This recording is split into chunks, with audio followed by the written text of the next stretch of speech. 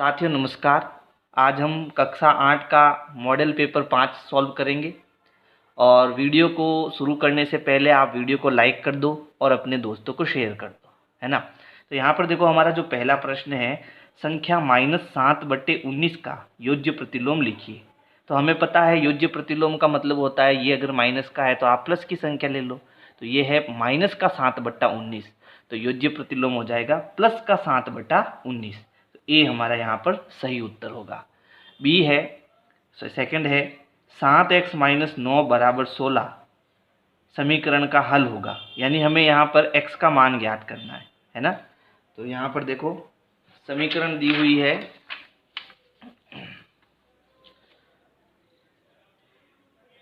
सात एक्स - 9 = 16, है ना। तो पहले हम -9 को उधर भेजेंगे, तो ये -9 उधर जाके प्लस का 9 हो जाएगा। तो ये 7x = 16 अपनी जगह पर, ये माइनस का 9 उधर गया, प्लस का 9 हो गया। अब 7x = 16 और 9 कितना हो गया, 25।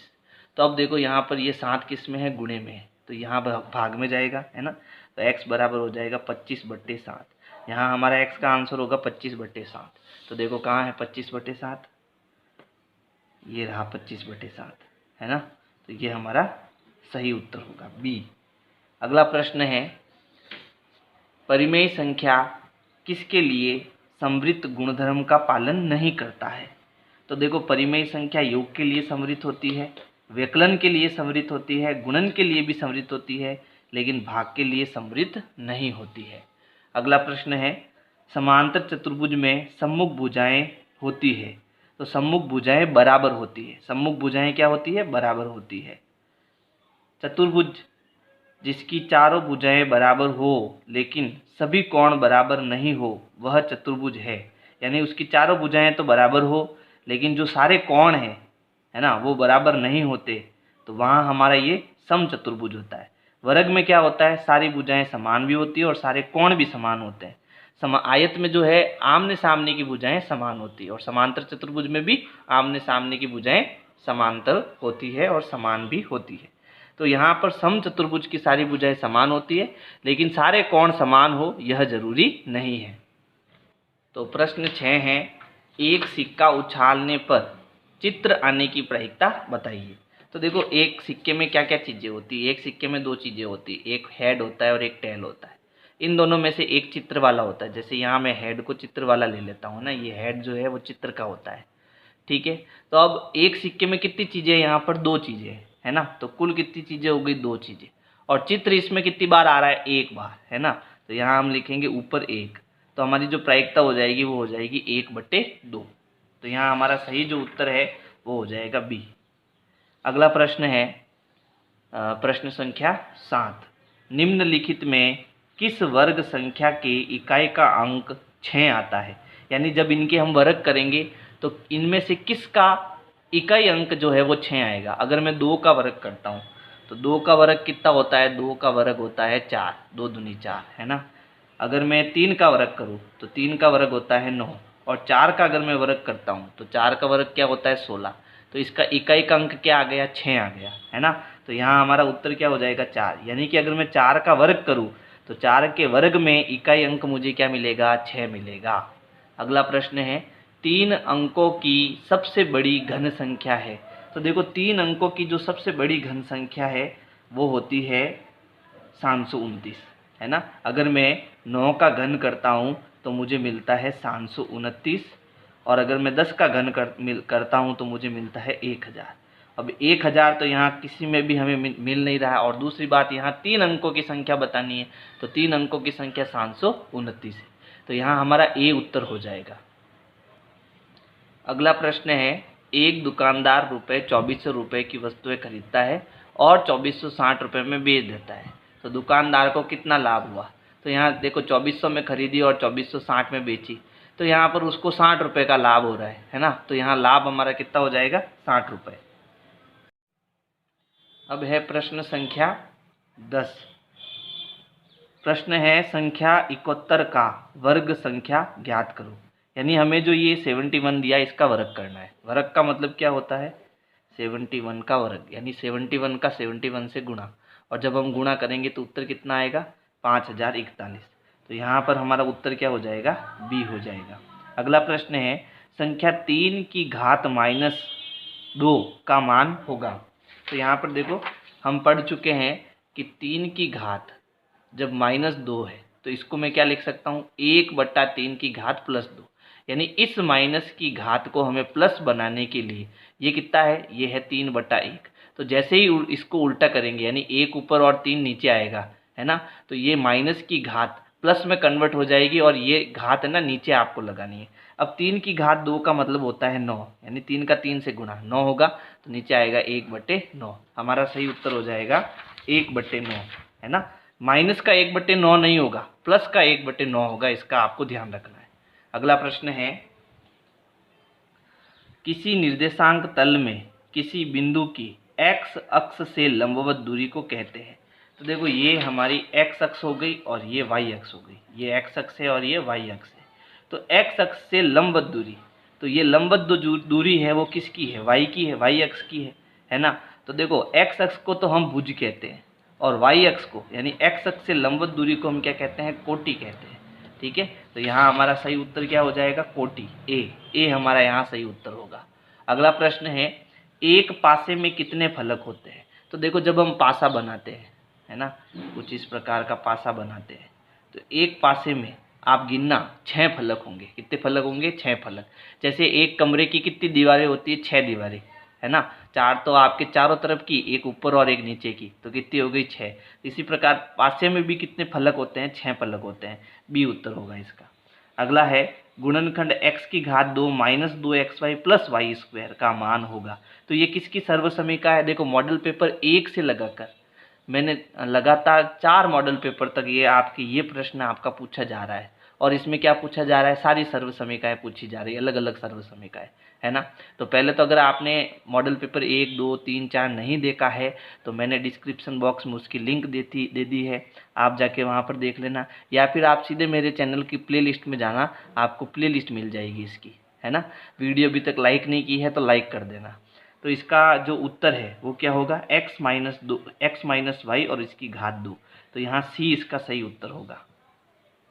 अगला प्रश्न है एक अद्वितीय चतुर्भुज प्राप्त करने के लिए कुल मापों की आवश्यकता होती है।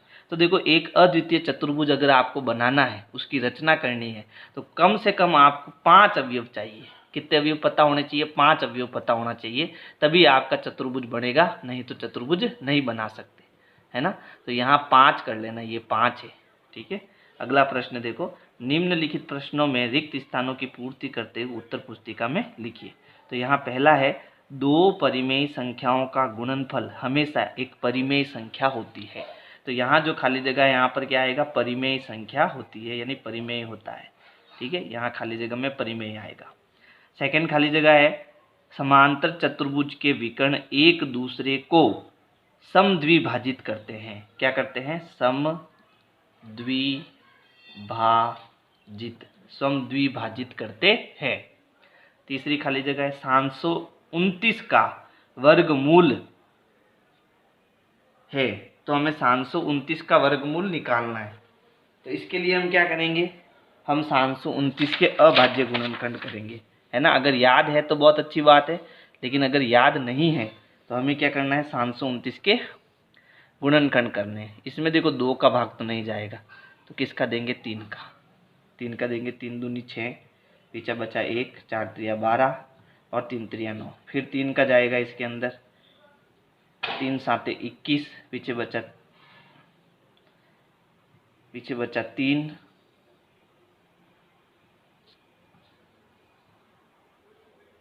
8 बार भाग दे दो, तीनों 8 24, है ना, तीनों 8 24। तो 24 में से 24 गया 0, 3 एकम 3। फिर 3 का भाग देंगे, 3 दूनी 6, पीछे बचे 2, 7 त्रिया 21। फिर 3 का भाग देंगे, 3 नम 27। फिर 3 का भाग देंगे, 3 त्रिया 9 और 3 एकम 3। अब क्योंकि यहाँ वर्गमूल पूछा है तो 2 जोड़े बनाने हमने 3 के, 1, 2 और ये 3। कितने जोड़े बन गए, 3। अब देखो 729 जो होता है ना, ये प्रश्न इंपॉर्टेंट है, आ सकता है आपके, ठीक है। तो 729 जो है इसमें हमें 3 के कितने जोड़े बने, 3 जोड़े थे। यहाँ 1 जोड़ा बना तो यहाँ 3 लिखो, फिर यहाँ 1 जोड़ा बना तो गुणे में और 3 लिखो, यहाँ 1 जोड़ा बना तो यहाँ भी 3 गुणे में करो।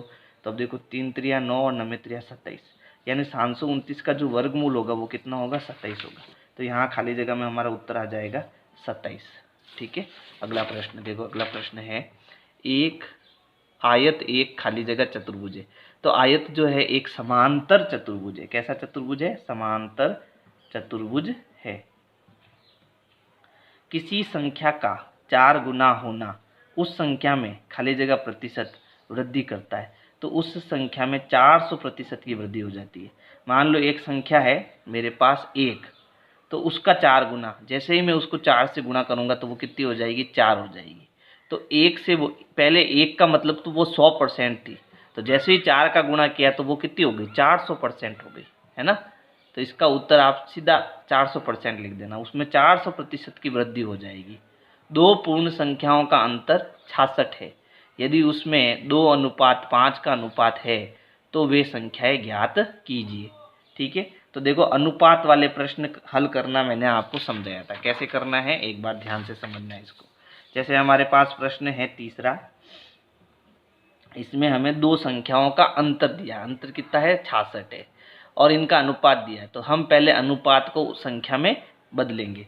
तो हमारी जो प्रथम संख्या है, प्रथम संख्या वो क्या हो जाएगी, जैसे यहाँ प्रथम संख्या 2 है और द्वितीय संख्या 5 है, ये तो अनुपात है, हमें संख्या में कन्वर्ट करना है। तो संख्या में कन्वर्ट करने के लिए किसी भी एक चर संख्या से इसका गुणा करेंगे, और हम वो चर संख्या ले लेते हैं x। क्या ले लेते हैं, x। तो प्रथम संख्या क्या होगी, 2 × x यानी कि 2x, और द्वितीय संख्या क्या हो जाएगी, द्वितीय संख्या हो जाएगी आपकी 5x। क्या हो जाएगी, 5x। अब इन दोनों में बड़ा कौन है, 5x बड़ा है। तो अब मुझे इन दोनों का अंतर कितना कह रहा है, 66 कह रहा है। तो यहाँ लिखेंगे प्रश्नानुसार, प्रश्नानुसार इन दोनों का अंतर, यानी कि 5x में से जब मैं 2x को घटाऊंगा तो मुझे कितना मिलेगा, 66 मिलेगा। अब इसको सरल करेंगे तो देखो 5x में से 2x गया, कितना बचा, 3x बराबर 66। तो x बराबर कितना हो जाएगा, ये गुणे में है उधर बट्टे में जाएगा, तो 66/3 यानी 66/3। भाग देंगे 3 का, तो 3 दूनी 6, 3 दूनी 6, कितनी बार जाएगा, 22 बार जाएगा। तो x हमारा 22 आएगा। तो अब हमें प्रथम संख्या और द्वितीय संख्या बतानी है। तो प्रथम संख्या क्या है, प्रथम संख्या है 2x, है ना, 2x, 2 × x।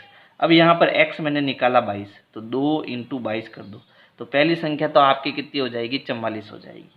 अब द्वितीय संख्या क्या है, द्वितीय संख्या है 5x, यानी 5 × x का मान क्या है, 22 करेंगे, तो यहाँ गुणा करेंगे तो 22 पंजे 110, है ना, 110। अब इन दोनों का अंतर कितना है, 66। तो देखो घटा के देखो, आपको उत्तर मिल जाएगा।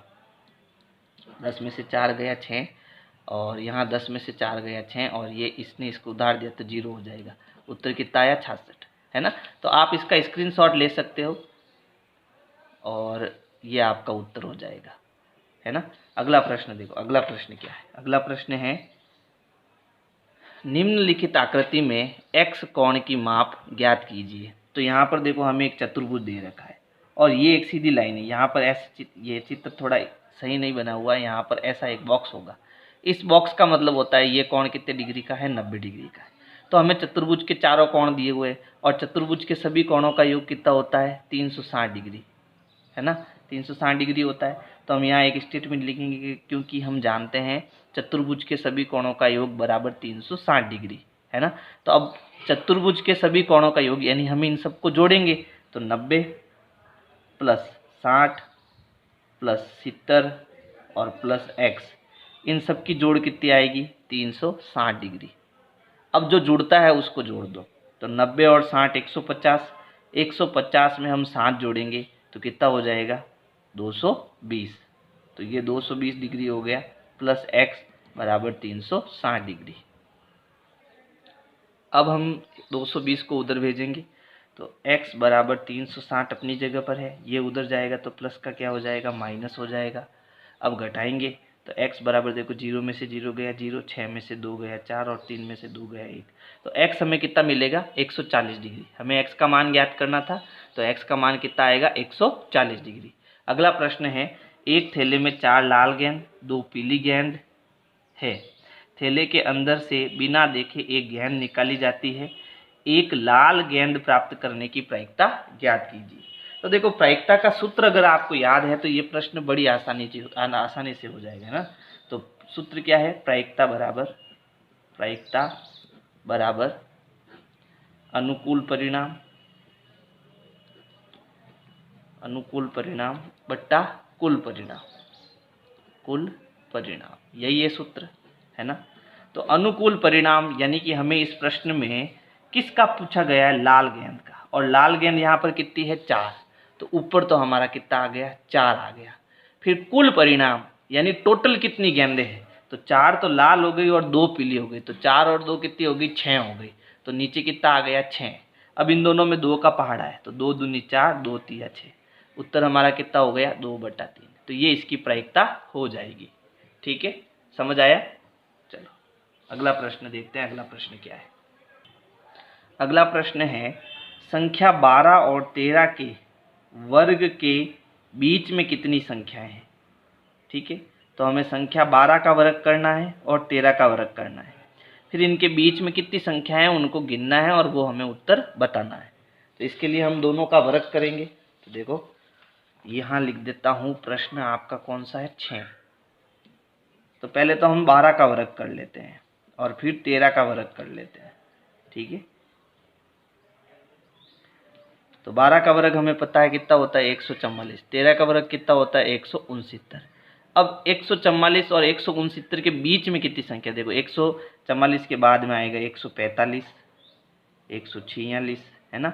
ऐसे चलता रहेगा, कहाँ तक चलना अपने को, 168 तक, क्योंकि इसके पहले क्या आएगा, 168 आएगा, यही आएगा। अब ये टोटल कितने नंबर हुए गिनो आप। तो जब आप गिनोगे तो टोटल कितने नंबर आएंगे, 24 नंबर आएंगे, है ना। तो आपको सीधा यहाँ लिखना है संख्या 12 और 13 के वर्ग के बीच में कुल 24 संख्याएं हैं। समझ में आ गया। अगला प्रश्न देखो, परीक्षित प्लास्टिसीन का एक घन बनाता है जिसकी भुजाएं 5 सेंटीमीटर, 2 सेंटीमीटर और 5 सेंटीमीटर है।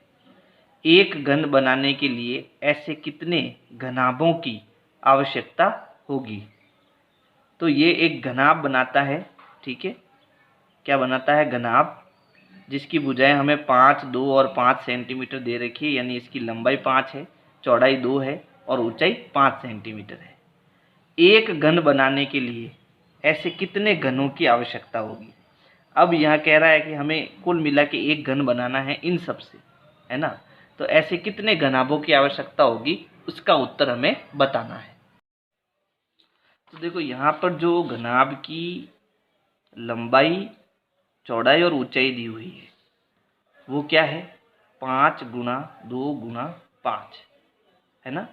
ये घनाभ का क्या हो गया, आयतन हो गया, लंबाई इंटू चौड़ाई इंटू ऊंचाई। और यहाँ घन की बात हो रही है। तो देखो हमने घन पढ़ रखे हैं, घन में हमने क्या पढ़ रखा है कि जब किसी संख्या का हम 3 बार गुणा करते हैं तो हमें वो घनफल मिलता है, उस संख्या का घन मिलता है ना। जैसे 2 की घात 3 यानी 2 गुणा 2 गुणा 2, 2 का कितनी बार गुणा किया, 3 बार। लेकिन जब मैं यहाँ पर देखता हूँ तो मुझे यहाँ 5 2 बार दिखता है और 1 2 जो है वो 1 बार दिखता है। तो मैं इस संख्या को ऐसी किस संख्या से गुणा कराऊँ कि ये घनाभ से किस में कन्वर्ट हो जाए, घन में कन्वर्ट हो जाए, है ना। तो आप कहोगे सर यहाँ पर 5 कितनी बार आया, 2 बार, 5 गुणा 5 2 बार आया। तो मैंने कहा एक 5 का और गुणा कर लेते हैं। तो अब देखो यहाँ पर 5 के कितने 5 का कितनी बार गुणा हो गया, 3 बार गुणा हो गया। अब यहाँ 2 कितनी बार है, 1 बार है। तो अब देखो मैं इस 2 का जो है कितनी बार गुणा और कर लेता हूँ, 2 बार और कर लेता हूँ। तो देखो ये भी एक जोड़ा बन गया। अब मैंने इस पूरी संख्या में किसका गुणा किया, तो देखो यहाँ पर मैंने यहाँ 5 का गुणा किया, फिर 2 का कितनी बार गुणा किया, 2 बार गुणा किया। अब टोटल गुणा करो इसको, 5 दूनी 10, 10 दूना 20, यानी कुल मिला के जब मैं इस संख्या को 20 से गुणा करूंगा तो ये घनाभ से किस में कन्वर्ट हो जाएगा, घन में कन्वर्ट हो जाएगा। अब आपको इस प्रश्न को करना कैसे एग्जाम में वो बता देता हूँ। तो सबसे पहले आप लिखोगे यहाँ पर घनाभ का आयतन, घनाभ का आयतन बराबर 5 गुणा 2 गुणा 5। फिर यहाँ लिखना है आपको, स्पष्ट है कि स्पष्ट है कि जब जब इसे यानी इसे मतलब इस संख्या को जब इसे 5 × 5 × 2 से गुणा करेंगे यानी 20 से गुणा करेंगे। इसका मतलब क्या है, 20 से गुणा करेंगे, सॉरी यहाँ 2 है ना, 2 है, 5 दूनी 10, 10 दूना 20, तो 20 से गुणा करेंगे तो यह घनाभ से घन में बदल जाएगा। समझ में आया ये उत्तर? चलो अगला प्रश्न देखते हैं। अगला प्रश्न क्या है? अगला प्रश्न है, सोहन ने एक पुराना रेफ्रिजरेटर रुपए 2500 में खरीदा। उसने रुपए 500 उसकी मरम्मत पर खर्च किए और रुपए 3300 में बेच दिया। इसका लाभ अथवा हानि प्रतिशत ज्ञात कीजिए। तो देखो लाभ हानि में से ये प्रश्न है, तो आपको पहली बात तो सूत्र आने चाहिए सारे के सारे और प्रश्न समझ में आना चाहिए। तो देखो सोहन ने रेफ्रिजरेटर कितने में खरीदा? 2500 रुपये में। तो ये खरीदना क्या हो गया? क्रय मूल्य हो गया। तो यहाँ पर इसका जो क्रय मूल्य है वो हो गया 2500 रुपये, है ना। फिर उसने मरम्मत के कितने खर्च किए? 500 रुपये खर्च किए, ठीक है। तो मरम्मत का खर्च बराबर 500 रुपये। तो अब जब उसने 2500 में खरीदी, 500 पर उसकी जो है मरम्मत हो गई, तो अब उसके पास ये कितने की पड़ी? 3000 रुपये की पड़ी, है ना। तो यहाँ पर हम लिखेंगे वास्तविक मूल्य, जो उसने वास्तविक मूल्य खर्च किया है वो है 2500 प्लस 500 यानी कि 3000 रुपये। ये उसका वास्तविक मूल्य हो गया, ठीक है। अब उसने कितने में बेचा? 3300 रुपये में बेचा, ठीक है। तो विक्रय मूल्य उसका क्या हो गया? विक्रय मूल्य बेचना यानी विक्रय मूल्य 3300 रुपये, ठीक है। तो यहाँ साफ दिख रहा है 3000 उसके घर में पड़ी, 3300 में बेचा, कुल मिला के उसको क्या हुआ? लाभ हुआ। तो यहाँ लिखेंगे लाभ बराबर 3300 माइनस 3000। फिर भी उसे कितने का लाभ हुआ? 300 रुपये का उसको क्या हुआ? लाभ हुआ, ठीक है। उसको कितने रुपए का लाभ हुआ? 300 रुपये का लाभ हुआ। लेकिन आपको वो क्या करना है? प्रतिशत निकालना है, लाभ प्रतिशत निकालना है। यानी अभी तक हमारा प्रश्न पूरा कंप्लीट नहीं हुआ है। तो अब लाभ प्रतिशत का सूत्र क्या होता है? लाभ प्रतिशत बराबर लाभ बट्टा क्रय मूल्य इंटू 100, ठीक है। लेकिन यहाँ क्रय मूल्य कौन सा आएगा? 2500 नहीं आएगा। कौन सा आएगा? 3000, क्योंकि उसका जो वास्तविक मूल्य है 3000 रुपये हो गया, है ना। तो यहाँ हम 3000 लिखेंगे। तो क्रय मूल्य की जगह यहाँ वास्तविक मूल्य लिख सकते हो। तो लाभ हमारा कितना हो गया? 300 बट्टा 3000 इंटू 100। तो 2 जीरो से यहाँ पर 2 जीरो कट गए, 1 जीरो ये ऊपर वाला कट गया, फिर 3 एकम 3 और ये जीरो बच गया, यानी उसको 10% का लाभ हुआ। कितना लाभ हुआ? 10% का लाभ हुआ। अगला प्रश्न है 10m और 5n एक पदी युग्मों के रूप में लंबाई एवं चौड़ाई रखने वाले आयत का क्षेत्रफल ज्ञात कीजिए। एक पदी का मतलब ये एक पद है जिसमें ये जो 10m है वो हमारी लंबाई है और ये जो 5n है वो हमारी चौड़ाई है, और आयत का क्षेत्रफल हमें बताना है। तो देखो हमें क्या क्या दिया हुआ है? हमें दिया हुआ है यहाँ पर आयत की लंबाई। तो यहाँ आयत की जो लंबाई है, वो हमें दे रखी है 5m। कितनी दे रखी है? 5m। और जो चौड़ाई है वो हमें दे रखी है, सॉरी 5m नहीं है, 10m है ना, 10m। और चौड़ाई जो है वो 5n दे रखी है, ठीक है। अब हमें इसका क्या निकालना है? क्षेत्रफल निकालना है। और क्षेत्रफल क्या होता है? लंबाई इंटू चौड़ाई। अच्छा, लंबाई क्या होता है? लंबाई है 10m गुणा चौड़ाई कितनी है? 5n। 10 का 5 से गुणा कितना हो गया? 50। m का n से गुणा क्या हो गया? mn। तो यहाँ हमारा जो उत्तर आएगा 50 mn, और इसके पीछे लिखना वर्ग इकाई, ठीक है, वर्ग इकाई, क्योंकि क्षेत्रफल हमेशा वर्ग इकाई में आता है। समझ गए? तो ये इसका उत्तर हो जाएगा। अगला प्रश्न है m का मान ज्ञात कीजिए जिसके लिए 5 की घात m भाग 5 की घात -3 बराबर 5 की घात 5। देखो बहुत बढ़िया प्रश्न है।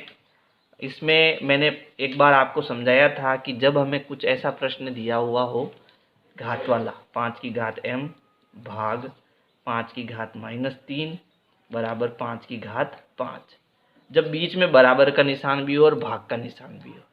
ठीक है, तो पहले हमें क्या करना है, यहाँ से भाग करना है। भाग का मतलब यहाँ देखो आधार समान है तो घातों को हमें घटाना है। अब घटाते समय हमें क्या ध्यान रखना है, इसको भी हमें ध्यान रखना है। क्या ध्यान रखना है कि भाग का मतलब हमें इन घातों को घटाना है। आधार समान है तो घाते घटेंगे। अब आधार कितना है, 5, आधार 5 है।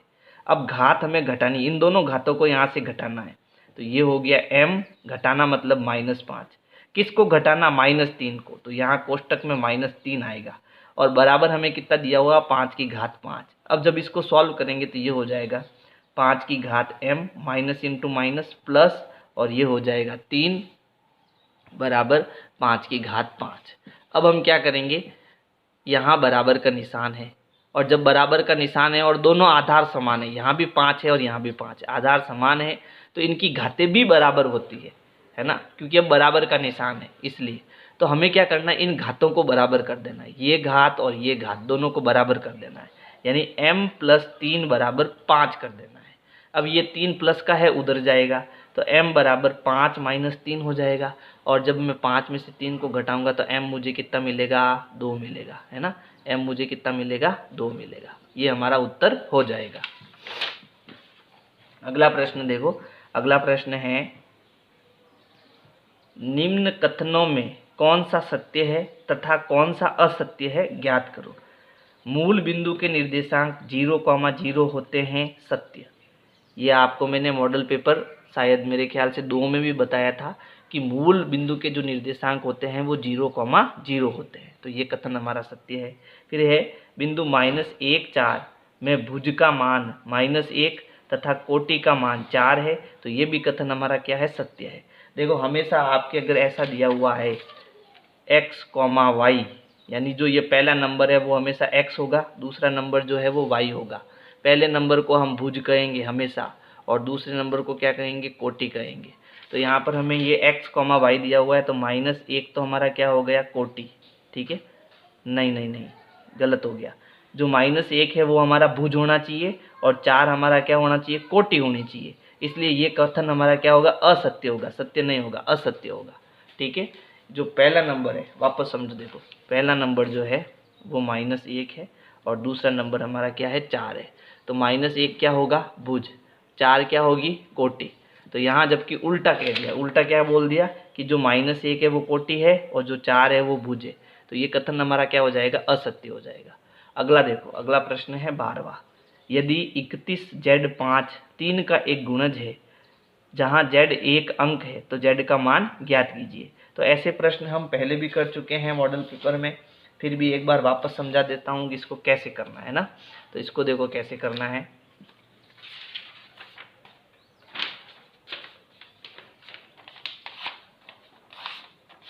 तो 3 की भाजकता का नियम हम सभी जानते हैं। क्या होता है 3 की भाजकता का नियम, कि जो हमें संख्या दी है, क्या संख्या है, 31 Z 5, ये हमें संख्या दी है और ये किसका गुणज है, 3 का गुणज है। ठीक है, यानी अगर मैं इन संख्या को जोड़ूंगा, 3, 1 Z 5 को जोड़ूंगा तो वो हमें 3 का पहाड़ा मिलेगा। 3 का गुणज मतलब 3 का पहाड़ा मिलेगा। अब क्या क्या पहाड़ा मिलेगा, देखो 3 + 1 + Z + 5 बराबर क्या क्या मिल सकता है, 3, फिर 3 के बाद 6, 9, 12, 15, ये सारी चीज़ें हमें मिल सकती है। इसके आगे भी मिल सकती है, लेकिन यहाँ एक कंडीशन दी है कि जो ये Z है वो हमारा एक अंक होना चाहिए। इसका मतलब है कि हमें यहाँ पर गुणज भी सोच समझ के लेने हैं। ठीक है, कैसे लेने हैं वो आगे बताऊंगा। अब देखो जो जुड़ता है उसको जोड़ो, 5 और 1 6, 6 और 3 कितना हो गया, 9, यानी हमें मिला 9 + Z बराबर। अब देखो हम यहाँ 3 नहीं ले सकते क्योंकि यहाँ पर 9 है। यहाँ जो संख्या होगी वो या तो 9 होगी या फिर 9 से ज़्यादा होगी। तो हमें सीधा क्या लेना है, 9 लेना है। तो यहाँ 9 आ जाएगा, एक बार 9 लेना है, फिर एक बार 12 लेना है, एक बार 15 लेना है और हो सके तो हमें 18 भी लेना पड़ सकता है। ठीक है, तो एक बार मैं क्या करता हूँ, 9 ले लेता हूँ, यानी 9 + Z बराबर 9 ले लेता हूँ। तो यहाँ 9 उधर जाएगा तो Z बराबर 9 अपनी जगह पर है, ये उधर गया तो -9 हो गया, 9 में से 9 गया तो Z हमें कितना मिलेगा, 0। तो एक तो ये समीकरण सॉल्व हो गया। अब की बार हमें 12 लेना है तो समीकरण हो जाएगी 9 + Z बराबर 12। अब 9 उधर जाएगा, घट जाएगा तो Z मुझे कितना मिलेगा, 3 मिलेगा। ठीक है, ये भी एक अंक है, ये भी एक अंक है, यानी जब तक अब एक एक अंक मिलता है तब तक हमें करते जाना है इसको। तो 9 प्लस जेड 12 हो गया। अब मैं कितना लूँगा, 15 लूँगा। तो 9 प्लस जेड बराबर 15 अपनी जगह पर ही, ये उधर गया तो -9 हो जाएगा। अब जेड बराबर घटाएंगे तो घटाने पर कितना आएगा, 6 आएगा, है ना। तो ये भी एक अंक है, इसका मतलब ये भी इसका उत्तर है। अब 15 हो गया तो 15 के बाद हम कितना लेंगे, 18 लेंगे। तो समीकरण क्या है, 9 प्लस जेड बराबर 18। अब ये 9 उधर जाएगा तो जेड बराबर 18 माइनस 9, घटाएंगे तो कितना मिलेगा, 9। ठीक है, लेकिन अब जब 18 के आगे हम 21 लेंगे तो हम जब इसको सरल करेंगे तो जेड हमें 2 अंकों की संख्या मिलेगी। ठीक है, इसलिए हमें 18 तक ही लेना है। तो यहाँ हमारे जेड के क्या क्या उत्तर होगी, यानी जेड हमें क्या क्या मिला, जेड हमारा 0 हो सकता है, 3 हो सकता है, 6 हो सकता है, 9 हो सकता है, क्योंकि ये सभी एक अंक है। तो ये आपको ऐसे इस प्रश्न को करना है। ठीक है, चलो अगला प्रश्न देखो। अगला प्रश्न है, दिए गए दंड आरेख में किसी शहर में स्वच्छता अभियान के अंतर्गत विभिन्न मदों में खर्च की गई राशि को दर्शाया गया है। ये हमें ग्राफ दिया हुआ है। जैसे यहाँ पर देखो, निर्माण में कितना खर्च हुआ, फिर उसके बाद शौचालय में कितना खर्च हुआ, वाहन में कितना खर्च हुआ, ये सब यहाँ पर लिखा हुआ है। और हमें क्या करना है, इनके उत्तर देने हैं। माफ़ कीजिएगा, आपको दिखाई नहीं दे रहा था, अब बता देता हूँ। देखो, निर्माण में ये कितना खर्चा हुआ, ये बिल्डिंगें बनी हुई हैं यहाँ पर, हमें इनके उत्तर देने हैं। देखो, सबसे कम राशि कौन से मद में व्यय की गई, तो यहाँ सबसे छोटी बिल्डिंग कौन सी है, तो यहाँ सबसे छोटी बिल्डिंग ये वाली है। अब क्योंकि इसने मद का पूछा है, ठीक है, और कौन से मद में व्यय की गई और कितनी राशि खर्च की गई, तो ये नीचे तो आपके सारे मद दे रखे हैं। तो सबसे कम बिल्डिंग ये है, और कौन सा मद है, योग्य पानी, शुद्ध पीने का पानी। ठीक है, शुद्ध पीने का पानी है, उसमें सबसे कम खर्च हुआ है। तो पहले का जो उत्तर हो जाएगा वो होगा शुद्ध पानी, इसमें सबसे कम खर्च हुआ। और सबसे कम खर्च कितना हुआ, तो देखो ये 20 और 25 के बीच में आ रहा है। तो 20 और 25 के बीच में कितना हो सकता है। ठीक है, देखो ग्राफ बनाने वाले भी कितना गलत बनाते हैं ग्राफ। तो 20 और 25 के बीच में कितना होगा, तो 20 और 25 के बीच में तो हमारा होता है 22.5, है ना, क्योंकि अंतर 5 का है तो 5 का आधा 2.5 होता है ना, 2.5। तो 22 में हम 2.5 जोड़े, 20 में हम 2.5 जोड़ेंगे तो हो जाएगा 22.5। तो यहाँ हमारा हो जाएगा 22.5 लाख रुपए खर्चा किया इसके, यहाँ लिखा हुआ है राशि लाखों में, है ना। तो कितना खर्च हुआ, 22.5 लाख रुपए खर्च हुआ। फिर अगला देखो, अगला प्रश्न है, वाहन को क्रय करने में कितनी राशि व्यय की गई। तो यहाँ वाहन के लिए ये वाली बिल्डिंग है सबसे ज़्यादा, है ना। तो वाहन का क्रय करने में हमें क्या बताना है, कितनी राशि, ठीक है, कितनी राशि खर्च की गई। तो राशि यहाँ पर 45 लाख खर्च की गई। तो हमारा उत्तर हो जाएगा 45 लाख रुपए। ये उत्तर हो गया अपना। ठीक है, प्रश्न संख्या 14, मान ज्ञात करना। अपने को क्या ज्ञात करना है, मान ज्ञात करना है। तो ये सब मिश्र भिन्न है और इसको हमें विषम भिन्न में बदलना है। कैसे बदलेंगे, 2 का 2 से गुणा करके 1 जोड़ना है। तो 2 दूनी 4, 4 और 1 5। तो ये मिश्र भिन्न से विषम भिन्न क्या हो जाएगी, 5/2 हो जाएगी। तो देखो 14वां प्रश्न सरल कर रहा हूँ, तो ये कितना हो जाएगा, 5/2। फिर प्लस, देखो प्लस इंटू माइनस, पहले हम इसको सरल करते हैं। प्लस इंटू माइनस, इसकी जगह क्या आ जाएगा, माइनस। बता देता हूँ आपको, प्लस इंटू माइनस माइनस होता है और माइनस इंटू माइनस प्लस होता है। यानी जब आपको ये 2 चिन्ह दिखे तो आपको इसको एक चिन्ह में कन्वर्ट करना है। तो यहाँ प्लस इंटू माइनस क्या हो जाएगा, माइनस। तो यहाँ माइनस आएगा। ठीक है, ये आपको ध्यान रखना है। और इस विषम भिन्न को हम मिश्र भिन्न को विषम भिन्न में कन्वर्ट करेंगे। 2 का 3 से गुना, 3 दूनी 6, 6 और 1 और 7 हो जाएगा। तो ये हो गया 7/2। फिर प्लस इंटू माइनस, माइनस आ जाएगा। 3 दूनी 6, 6 और 1 7/3। फिर यहाँ प्लस का निशान है तो प्लस आएगा। 9 दूनी 18, 18 और 1 19, तो यहाँ आ जाएगा 19/9। अब हमें क्या करना है, इन सब का एलसीएम लेना है। तो देखो यहाँ 2 है, यहाँ भी 2 है, यहाँ 3 है और यहाँ 9 है। ठीक है, तो सबसे बड़ा कौन है, 9। तो आपको 9 का पहाड़ा बोलना है और इन सब के पहाड़ों को दिमाग में रखना है। तो 9 एकम 9, क्या इन सभी में 9 का पहाड़ा 9 आता है क्या, नहीं आता, तो कैंसिल कर दो। 9 दूनी 18, 9 का पहाड़ा जब मैंने 2 बार बोला तो कितना है, 18। अब 18 जो है 3 के पहाड़े में भी आता है, 2 के पहाड़े में आता है और 2 के पहाड़े में भी आता है। यानी ये जो 18 है हमारा एलसीएम हो गया। तो 18 हमारा हो गया एलसीएम। ठीक है। अब 2 का पहाड़ा कितनी बार बोला तब 18 आया, 2 नम 18, 9 बार। तो जितनी बार आपने पहाड़ा बोला उसका ऊपर वाले से गुणा करो, यानी 9 का किससे गुणा हो जाएगा, 5 से गुणा हो जाएगा, फिर माइनस, फिर मैंने 9 बार पहाड़ा बोला, 9 दूनी 18 है ना, तो जितनी बार बोला इसके ऊपर वाले से इसका गुणा, तो 9 का किससे गुणा हो जाएगा, 7 से गुणा हो जाएगा, फिर माइनस। 3 का पहाड़ा कितनी बार बोला, 6 बार, 3 छंग 18, तो 6 का इसके ऊपर से गुणा, यानी कि 6 × 7 हो जाएगा, फिर प्लस 9 दूनी 18, 2 बार बोला तो 2 का 19 से गुणा हो जाएगा, तो 19 × 2, ठीक है। पहले गुणा करेंगे फिर जोड़ बाकी करेंगे, तो 9 पंजे 45 माइनस 9 साते 63 माइनस 7 छंग 42 प्लस 19 दूना 38, ठीक है, बट्टा 18। अब हमें एक नियम याद है, क्या याद है, माइनस माइनस जुड़ता है उत्तर माइनस में आता है, प्लस प्लस जुड़ता है उत्तर प्लस में आता है। तो पहले मैंने इन दोनों प्लस को जोड़ना है, तो 38 और 45 को जोड़ देते हैं, 8 5 13 हासिल का 1 4 4 8, तो ये हो गया प्लस का 83, प्लस प्लस जुड़ता है उत्तर प्लस में आता है, तो इन दोनों को जोड़ा तो ये हो गया 83। अब माइनस माइनस वालों को जोड़ेंगे, 63 और माइनस का 42 जोड़ेंगे, तो 3 और 2 5, 6 और 4 10, तो माइनस का कितना हो जाएगा 105, ठीक है, जुड़ेगा उत्तर माइनस में आएगा, बट्टा 18। अब एक प्लस का है एक माइनस का है तो घटेगा, है ना, तो घटाते हैं, 105 में से 83 घटाते हैं, 5 में से 3 गया 2 और 10 में से 8 गया 2, ठीक है, तो घटाने पर कितना आया 22, तो हमारा उत्तर आया 22/18। लेकिन देखो प्लस और ये माइनस है और माइनस का बड़ा है, तो उत्तर हमारा किस में आएगा, माइनस में आएगा। अब इन दोनों में देखो 2 का पहाड़ा है, ये 2 से 11 बार कटेगा, ये 2 से 9 बार कटेगा, तो हमारा जो अंतिम उत्तर है वो कितना आएगा, माइनस का 11/9, ये हमारा आंसर होगा, ठीक है। तो इसका स्क्रीनशॉट ले सकते हो आप। अगला प्रश्न है, आकृति RUNS समांतर चतुर्भुज है, x तथा y का मान ज्ञात कीजिए। तो हम जानते हैं कि जो समांतर चतुर्भुज होते हैं उसके विकर्ण जो है समद्विभाजित करते हैं एक दूसरे को, यानी समान 2 भागों में बांटते हैं। यानी कहने का मतलब है ये जो पूरी लंबाई है विकर्ण की, ये इसके केंद्र बिंदु से बराबर 2 टुकड़ों में बट जाएगी, तो ये जितनी लंबाई होगी उतनी की उतनी ये लंबाई होगी।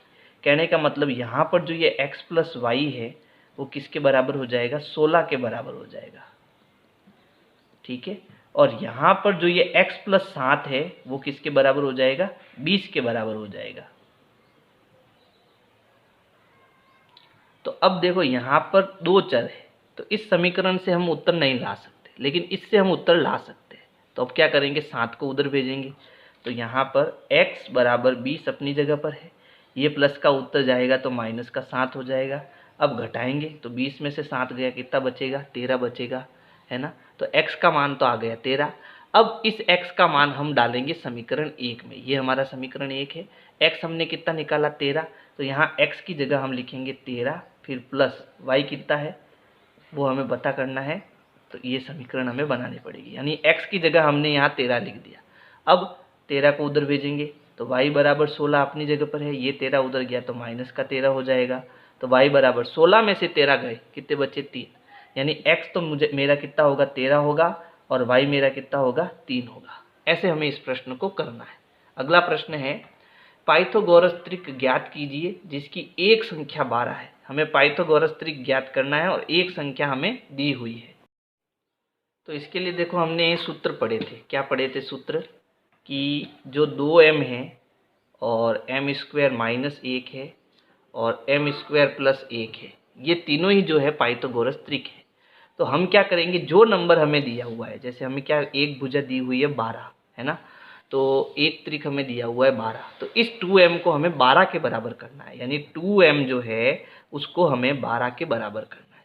तो यहाँ से m का मान मैं ला सकता हूँ, तो 2 उधर जाएगा, गुणे में है तो भाग में जाए, बट्टे में जाएगा, तो m बराबर हो जाएगा 12/2, भाग देंगे तो कितनी बार जाएगा, 6 बार, तो m बराबर मेरा कितना हो जाएगा, 6 हो जाएगा। अब जब m मुझे मिल गया तो इसमें और इसमें हम जब m का मान रखेंगे तो हमें अगली भुजाएं भी पता चल जाएगी। तो ये है m² - 1 और ये है m² + 1। यहाँ m की जगह कोष्टक बना देते हैं, यहाँ भी m की जगह कोष्टक बना देते हैं। तो m मेरा कितना है 6, तो यहाँ मैं 6 लिख देता हूँ। अब 6 की घात 2 मतलब 6 इंटू 6 यानी कि 36, तो ये हो गया 36 माइनस 1।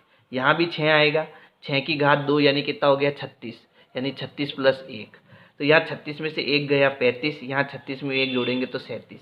तो एक जो त्रिक है वो हमें दिया हुआ था 12, दिया हुआ था ना 12, ठीक है। तो जो 2m है वो तो हमारा कितना है 12, और जो m स्क्वायर माइनस 1 है वो हमारा कितना निकाला हमने 35, ठीक है, सॉरी माफ करना। और m स्क्वायर प्लस 1 है, m स्क्वायर प्लस 1 वो हमने कितना निकाला 37। ये जो 12, 35 और 37 है यही पाइथागोरस त्रिक है, समझ गए। तो बहुत सरल प्रश्न है अगर आप सूत्र याद कर लोगे तो। अगला प्रश्न देखो,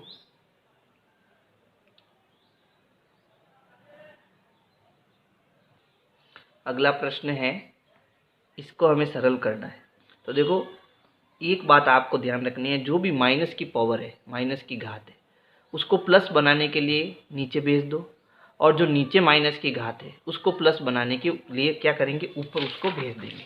तो पहले प्रश्न लिख देते हैं। प्रश्न हमारा क्या है, प्रश्न है 3 की घात माइनस 5 इंटू 10 की घात माइनस 5 इंटू 125 बट्टा 5 की घात माइनस 7 और 6 की घात माइनस 5। तो पहला काम तो क्या करना, जो घात माइनस है उसको प्लस बनाओ। तो देखो ये माइनस की है, तो इसको प्लस बनाने के लिए ये 3 नीचे चला जाएगा। सारा खेल यही है, देखो ये नीचे गया तो 3 की घात प्लस की 5 हो जाएगी, ये भी नीचे जाएगा तो गुणा में ये माइनस 5 प्लस का 5 हो जाएगा, यानी 10 की घात प्लस की 5 हो जाएगी। लेकिन ये ऊपर 125 था तो ये 125 ही रहेगा, क्योंकि यहाँ पर तो कोई माइनस की घात थी नहीं, है ना। लेकिन यहाँ देखो ये माइनस की घात है तो इसको ऊपर भेज दो, ये प्लस की हो जाएगी, तो 6 की घात प्लस की 5 हो जाएगी। इसको भी ऊपर भेज दो तो ये 5 की घात 7 प्लस में हो जाएगी, समझ गए। अब क्या करेंगे, अब हमें इनको सरल करना है। तो ये 125 है। अब 125 कब आता है आपको पता है, 5 गुणा 5 25, फिर 5 का और गुणा करते हैं तो मिलता है हमें 125। क्या 125 का मैं 5 की घात 3 नहीं कर सकता हूँ, कर सकता हूँ, है ना। तो यहाँ पर क्या करेंगे, ये हो गया 5 की घात 7 गुणा, इसको लिख देते हैं 5 की घात 3 गुणा, ये हो गया 6 की घात 5 बट्टा ये है 3 की घात 5 गुणा 10 की घात 5। अब हमारे पास समस्या क्या है, समस्या है कि यहाँ 5 5 6 है और यहाँ 3 और 10 है, तो सबको एक नंबर एक जैसा बनाओ। तो एक जैसा बनाने के लिए क्या करेंगे,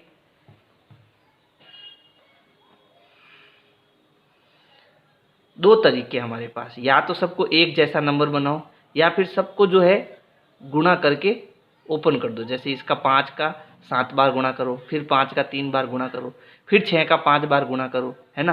तो ऐसे तो ये बहुत लंबा हो जाएगा। इससे अच्छा तरीका है कि इन सबको एक नंबर में कन्वर्ट कर लो। जैसे 10 को जो है मैं 5 में कन्वर्ट कर सकता हूँ, 6 को जो है मैं 3 में कन्वर्ट कर सकता हूँ, है ना। कैसे, तो देखो ये मेरे पास क्या है, देखो यहाँ पर ध्यान देना, ये मेरे पास 5 की घात 7 है, ये मेरे पास 5 की घात 3 है, और ये मेरे पास 6 की घात 5 है। तो 6 को मैं क्या लिख सकता हूँ, 2 तिया 6, है ना, और इसकी घात कितनी हो गई 5 हो गई, बट्टा ये 3 की घात 5 है। 10 को क्या लिख सकता हूँ, 2 गुणा 5, 2 पंजे 10 होता है, तो इसकी घात कितनी हो गई 5। अब यहाँ पर घात 5 का मतलब है इसकी भी घात 5 है और इसकी भी घात 5 है। ऐसा करने से हुआ क्या, देखो अभी पता चल जाएगा आपको। ये 2 की घात 5 बन जाएगा और ये 3 की घात 5 बन जाएगा, बट्टा ये 3 की घात 5 पहले से है, गुणा ये 2 की घात 5 बन जाएगा और ये 5 की घात 5 बन जाएगा। अब देखो 2 की घात 5 से 2 की घात 5 कट गया, समझ में आया ना। 3 की घात 5 से 3 की घात 5 कट गया। फिर देखो ये गुणे में है, आधार समान है तो घातें जुड़ेगी, तो 7 और 3 कितनी घात होगी, 10 घात हो गई, है ना। तो ये क्या हो गया, 5 की घात 10 हो गई ऊपर, तो बट्टा नीचे यहाँ 5 की घात 2 है। अब जब आधार समान है और ये दोनों बट्टे में है तो घात घटेगी, तो 10 में से हम 2 घात घटाएंगे तो हमारा उत्तर क्या आएगा, 5 की घात 8 आएगा। ये हमारा लास्ट आंसर उत्तर हो जाएगा, ठीक है। तो ऐसा करेंगे तो थोड़ा आसान हो जाएगा हमारे लिए। कुछ गड़बड़ हुआ क्या, हल्का सा गड़बड़ है ना। तो देखो यहाँ पर 2 की घात 5 और 5 की घात 5 है, यहाँ 5 की घात 5 है, थोड़ी सी मिस्टेक हुई है ना, तो यहाँ भी 5 आएगा। तो अब 10 में से घात 5 को घटाना है, तो 10 में से 5 जाएगा तो 5 बचेगा, तो उत्तर हमारा आएगा 5 की घात 5। ये थोड़ा सा यहाँ पर करेक्शन कर लेना है ना, हल्की सी मिस्टेक हो गई। चलो समझ आया। अगला प्रश्न है ABC का मान ज्ञात करना। हमको प्रश्न दिया है AB इंटू 3 का B से गुणा करने पर B आएगा, 3 का A से गुणा करने पर A ही आएगा और फिर C भी हमें एक्स्ट्रा मिलेगा। ये प्रश्न है। तो देखो ऐसे प्रश्नों को करने के लिए आप क्या करो, डब्बा बनाओ, यानी कि ये इस प्रकार के बॉक्स बनाओ, जल्दी से उत्तर आ जाएगा आपका। ठीक है, तो देखो जब मैं यहाँ 0 लेता हूँ तो 3 को 0 से गुणा करने पर मुझे क्या मिलता है, 0 मिलता है। तो देखो यहाँ B है, तो यहाँ जो संख्या यहाँ है वो यहाँ भी होनी चाहिए, तो यहाँ 0 और यहाँ भी 0 है। और 3 का ऐसी किस संख्या से गुणा करूँ कि मुझे वही संख्या मिले। अब मैं यहाँ अगर 0 ले लूँगा तो यहाँ पर तो 1 एक्स्ट्रा है, यानी कि यहाँ पर 2 अंकों की संख्या चाहिए, तो यहाँ 0 नहीं लिख सकता। अब 3 को मैं ऐसी किस संख्या से गुणा कराऊँ कि पीछे मुझे वही संख्या मिले, कि तीनों पंजे 15 है ना, तो जिससे गुणा कराया वही हमें मिला। तो यहाँ 5 ले लेते हैं, तीनों पंजे 15, तो यहाँ 5 आ जाएगा, यहाँ 1 आ जाएगा, तो ये B हमारा क्या हो जाएगा, B हमारा 0 हो जाएगा, A हमारा 5 हो जाएगा और C हमने यहाँ कितना लिखा 1, तो C हमारा 1 हो जाएगा। ये हमारा आंसर हो जाएगा। ठीक है, और इसको अगर और भी समझना हो डिटेल में तो मैंने वीडियो में बड़े अच्छे ढंग से समझाया है। डिस्क्रिप्शन बॉक्स में आपको कक्षा 8 की सारी वीडियो मिल जाएगी, तो आप डिस्क्रिप्शन बॉक्स पे जाना और वहाँ जो आपको लिंक मिलती है वहाँ पर आप क्लिक कर देना। ठीक है, अगला प्रश्न देखो ये जो अनुपात वाले प्रश्न आते हैं ये थोड़े सरल होते हैं, तो आप कोशिश करना अथवा में अनुपात वाले प्रश्न करो। तो यहाँ है हरी और हैरी की वर्तमान आयु का अनुपात 5:7 है, और मैंने बताया जब अनुपात में हो तो पहले उसको संख्या में कन्वर्ट करो। संख्या में कैसे आएगा, ये 5 को x से गुणा करो, 7 को भी x से गुणा करो, तो ये अब क्या आ जाएगी, आयु आ जाएगी। ये अनुपात है लेकिन हम क्या निकाल देंगे, आयु। तो चलो पहला काम तो हम यही कर देते हैं। तो यहाँ पर देखो हरी को मैं h लिख देता हूँ और हैरी को मैं HE लिख देता हूँ। तो हरी का जो अनुपात है वो 5, तो आयु क्या हो गई 5x, और हैरी का अनुपात क्या है 7, तो ये 7x हो जाएगा। आप हिंदी में लिखना हरी और हैरी, है ना, मैं सीधा शॉर्टकट में समझा रहा हूँ आपको। अब 4 वर्ष बाद उनकी आयु का अनुपात 3:4 हो जाता है। ये बहुत बढ़िया प्रश्न है भाई। ठीक है, अब देखो 4 वर्ष बाद, तो 4 वर्ष बाद हरी की आयु क्या हो गई 5x + 4, यानी 4 वर्ष ये ज़्यादा हो जाएगी। और हैरी की क्या आयु हो जाएगी 7x है, अब तो 4 वर्ष बाद 7x + 4 हो जाएगी। फिर इन दोनों की जो ये आयु है 5x + 4 और 7x + 4, ठीक है, उनका अनुपात कितना हो जाएगा 3:4 हो जाएगा। अब 3:4 का मतलब होता है 3/4। 3:4 का मतलब क्या होता है 3/4। ठीक है, तो हरी की ऊपर आ जाएगी, हैरी की नीचे आ जाएगी, और इनका अनुपात कितना हो जाएगा 3/4, यानी ये 3/4 के बराबर आ जाएगा। अब हमें इसको सॉल्व करना है। ये इक्वेशन बन गई, तो 4 यहाँ भाग में है, इधर गुणे में जाएगी, यानी 4 का इस पूरे से गुणा होगा, यानी 5x + 4 का 4 से गुणा होगा, ये उधर जाएगा गुणे में। अब ये देखो इधर भाग में, तो ये उधर गुणे में जाएगा, तो 3 का गुणा इस पूरे से होगा 7x + 4 से। अब हमें पता है इसको हम कैसे गुणा करते हैं, 4 का गुणा 5 से होगा, 4 का गुणा 4 से भी होगा, तो ये हो गया 4 पंजे 20x + 4 चौक 16 बराबर 7 त्रिया 21x + 3 चौक 12। x के पास जाएगा, नंबर के पास जाएगा, तो यहाँ 20x है, ये इधर आएगा तो माइनस का 21x हो जाएगा बराबर, ये पहले से 12 इधर है, ये उधर जाएगा तो माइनस का 16 हो जाएगा। 20 में से 21 गया, कितना बचा माइनस का 1 बचा, यानी माइनस का x बचा, क्योंकि देखो माइनस का बड़ा है, बराबर 12 में से 16 गया, कितना बचा माइनस का 4 बचा।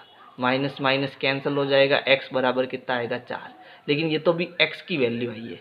अभी हमें क्या बताना है, हरी और हैरी की आयु बतानी है।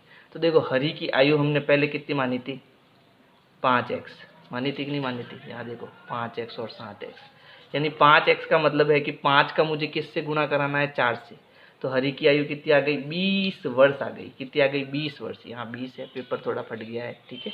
और हैरी की आयु हमने क्या मानी, हैरी की आयु है 7x, यानी 7 का किससे गुणा हो जाएगा 4 से, 7 चौक 28, तो 28 वर्ष हैरी की आयु हो जाएगी। तो हरी की तो आयु तो 20 वर्ष हो जाएगी और हैरी की आयु 28 वर्ष हो जाएगी। ऐसे आपको ये प्रश्न करना। आप चाहो तो इसका स्क्रीनशॉट ले सकते हो और इसको बड़े अच्छे ढंग से मैंने वीडियो में भी समझाया है। जो भी चॉइस हो आपके पास आप ले सकते हो। अगला प्रश्न देखो, अगला प्रश्न 21वां है। एक स्कूटर 42,000 रुपये में खरीदा गया। 18% वार्षिक दर से इसके मूल्य का अवमूल्यन हो गया। 1 वर्ष बाद स्कूटर का मूल्य ज्ञात कीजिए। तो देखो ये प्रश्न तो बहुत ही सरल है। इसमें आपको क्या करना है,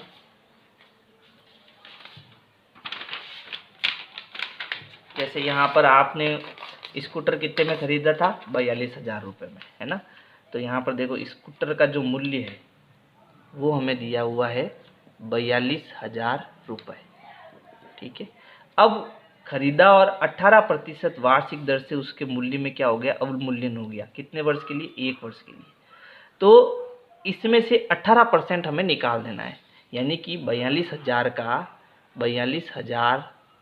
का 18% हमें निकालना है। अब का की जगह आ जाएगा गुणे का निशान, 18% हटेगा, नीचे आएगा 100, 2 जीरो से 2 जीरो कट जाएंगे। अब 420 का हमें किससे गुणा कराना है, 18 से गुणा कराना है। तो हम गुणा कराएंगे, तो देखो 18 का 0 से गुणा 0, 18 दूना 36, तो 36 का 6 हासिल का 3, 18 चौके 72, 72 और 3 कितना हो जाएगा, 75 हो जाएगा। यानी 7,560 रुपये जो है उस जो गाड़ी खरीदी उसमें इतने भाव का नुकसान हो जाएगा 1 साल बाद। यानी उसने गाड़ी खरीदी कितने में, 42,000 में। 1 साल उसने यूज करी गाड़ी को, अब वो उसको बेचना चाहता है, लेकिन बेचते समय उसको यहाँ 18% क्या करने पड़ेंगे, घटाने पड़ेंगे। 18% का मतलब 7,560 रुपये उसमें से घटाने पड़ेंगे, किस में से, 42,000 रुपये में। तो अब जो मूल्य होगा वो मूल्य क्या होगा कि जो 42,000 है उसमें से आप 7,560 रुपये निकाल दो।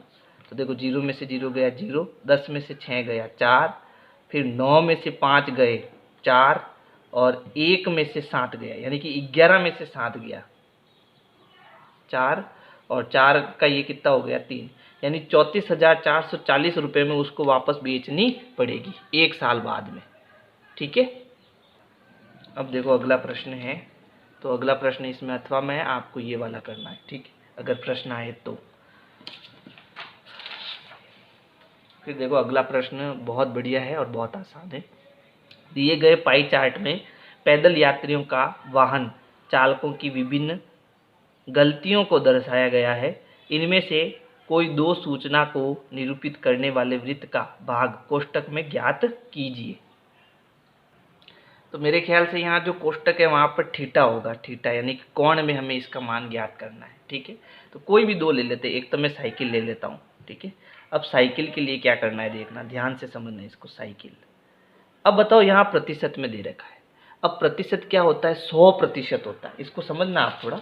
100%, तो कुल अगर मैं प्रतिशत की बात करूँ तो कुल होता है 100%, है ना। और इसको हमें कोण में दर्शाना है, तो कोण कुल कितने डिग्री का होता है, 360 डिग्री। एक वृत्त में कुल कितना कोण होता है, 360 डिग्री होता है। तो कोण अगर मैं बात करूँ कुल, तो वो होता है 360 डिग्री के बराबर। अब हमें इसको किस में दर्शाना है, कोण में दर्शाना है। तो जिसको हमें कोण में दर्शाना हो उसे हमेशा बराबर के इस साइड में लिखो, यानी 360 डिग्री को इस साइड में लिखो। और जो हमें ज्ञात हो, इसमें हमें क्या दिया हुआ है, प्रतिशत दिया हुआ है, और प्रतिशत कुल कितना है, 100%, उसको हमेशा यहाँ लिखो। अब मुझे कुल हमेशा कुल के बराबर होता है, यानी 100% किस कोण के बराबर होगा, 360 के बराबर होगा। अब देखना आप इसको समझना, 100% 360 डिग्री के बराबर है। ये हमने थोड़ा सा दिमाग लगाकर निकाल दिया, है ना। अब मुझे किसका निकालना है, साइकिल का निकालना है। तो हम जानते हैं कि भाई 100% जो है वो 360 डिग्री के बराबर है, लेकिन साइकिल का प्रतिशत कितना है, साइकिल का प्रतिशत है 20, तो प्रतिशत के नीचे प्रतिशत आ जाएगा 20%। अब इसमें क्या करना, 360 ऊपर रहेगा, जो बराबर की यहाँ पहले साइड में है वो ऊपर रहेगा, बराबर के इस साइड में जो है वो बट्टे में नीचे जाएगा, बट्टा 100, और जो दूसरी पंक्ति में यहाँ पर है वो गुणे में आएगा 20। समझ गए। तो यहाँ 0 से 0 कटेगा, यहाँ 0 से 0 कटेगा, और 36 दूना कितना होता है, 36 दूना है 72, तो इसका जो डिग्री आएगा वो आएगा 72 डिग्री। यानी साइकिल जो प्रतिशत में था 20%, वो कितना डिग्री बनेगा, 72 डिग्री बनेगा। आया समझ में? प्रतिशत से हमने इसको कोण में बदल दिया। अब दूसरा और ज्ञात करते हैं, तो दूसरा बस का ज्ञात कर लेते हैं। ठीक है, तो बस या कार, इसका हमें ज्ञात करना है। तो हमें पता है कि 100% किसके बराबर है? 360 डिग्री के बराबर है। अब बस का कितना प्रतिशत है? 40%। 40% नीचे आ जाएगा। अब इसको कैसे सॉल्व करना?